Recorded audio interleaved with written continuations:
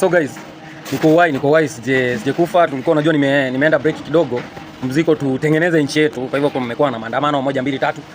Nimerejea. Nimepata DM nyingi, Watanzania wanatutusi, wanasema Wakenya wajinga, wanaharibu nchi yao, Wakenya sijui nini. Sasa wacha niwaulize swali. Swali tu moja. Tanzania kama mnaona basi, nyinyi vijana wa Tanzania kama mnaona basi Tanzania iko juu kupita Kenya fresh. Mbona South Africa maandamano inafanyika Afrikani huko Afrika Kusini? Kila muda inafanyika, lakini hakuna nchi ya Afrika imefikia South Africa. Hiyo ni mentality ya upumbavu mnajiweka vijana wa Tanzania. Hata sasa nyinyi mwezi mkaandamana, hamwezi mkakubali kuharibu nchi yenu, sijui nini. Hiyo si kuharibu nchi, ni kupigania haki zenu. Niwaulize swali moja. Hao wazee wameweka, nyinyi mnasema sisi tumeelimika, nyinyi sisi ni wasomi, nyinyi mmeelimika.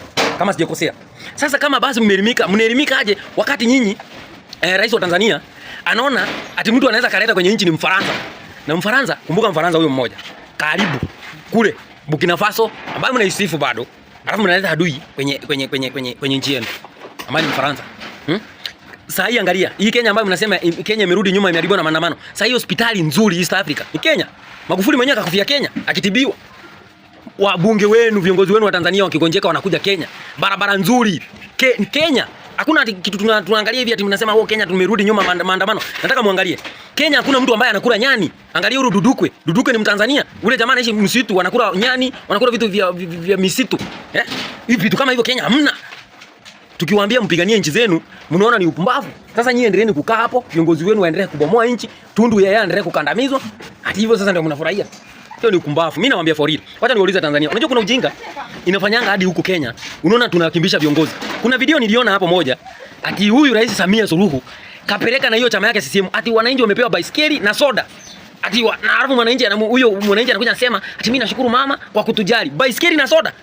Baisikeli na soda. Hiyo ndio kitu tu mnaona tu mnaweza pewa kwenye taifa lenu tu mpigie mtu kura. Fungukeni bana. Wakenya ndio maana unaona sisi hatutaki upumbavu. Hiyo ati baisikeli na soda alafu tutese miaka 5. Barabara za Tanzania ni mbovu. Niliona mtu anapeleka hospitali amebebwa na kitanda. Ati anapeleka hospitali, barabara ni chafu. Sijadanganya, kwenye video zipo hapo online, niende mkazitafute kwenye mitandao ya kijamii. Sasa alafu mkiona Wakenya wanaandamana, mnaona Wakenya ni wandawazimu. Hao ni vijana wamesoma, vijana wanajijua na vijana wanapigania haki zao. Hawa si kama nyinyi wa Tanzania wengine hamtaki kupigania haki zenu, nyinyi mnataka tu mkae, muongozo tu. Yaani Samia amefanya Tanzania ni kama nyumba yake. Anajua kikombe iko hapa, sahani iko hapa, sufuria iko pale, bedroom iko pale, magodoro yako pale.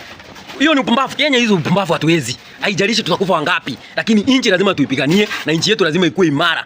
Hawezi ukaniambia ati mtu kachukuliwa na polisi kaenda kakufia kwenye kituo cha polisi. Hatutusiandamane. Tanzania mtu alibakwa. Mtu anabakwa, mtu anauawa, watu wanapotea. Kunao majamani niliona juzi wanachambua serikali. Walikujua kabebwa. Hadi sasa mmenyamaza, mnasimamishwa kama wapumbavu. Mimi nawaambia Watanzania, vijana wa Tanzania, fungukeni macho bana. Hata nchi ya Burkina Faso, hiyo yenye mnaisifia kila mtu anaona mnasema ati huyu ndio kinara wa Afrika sijui nini. Huyo kinara anaona bali ametoa nchi, amepigania katika kiongozi ambaye alikuwa mpumbavu, kapendua serikali. Ndio maana hiyo serikali ikakuwa nzuri. Kwa hivyo huwezi niambia ati muendelee tu serikali yenu inaenda tu ikichukua wazungu, Waarabu, nini, wa matakataka zote kileta Tanzania. Hadi hivyo sasa ndio nchi itaendelea. Kuna nchi inaendelea. Hiyo ni upumbavu kwa sababu madeni yatawamaliza nyinyi. Mimi nawaambia for real na siogopi na nawaambia ukweli. Na ukweli najua inawauma. Kwa hivyo kaeni chini, fikirieni chenye mnataka. Hadi sasa mnaogopa FFU. Kenya tuna vikosi, nenda katafute hapo kwenye mitandao ya kijamii. Kikosi inaitwa Cobra Squad. Kuna kikosi inaitwa RRT. Ni wakali kushinda hao wenu FFU. Hao wenu FFU ni kama hapa kwetu tunaita JSU, General Service Unit.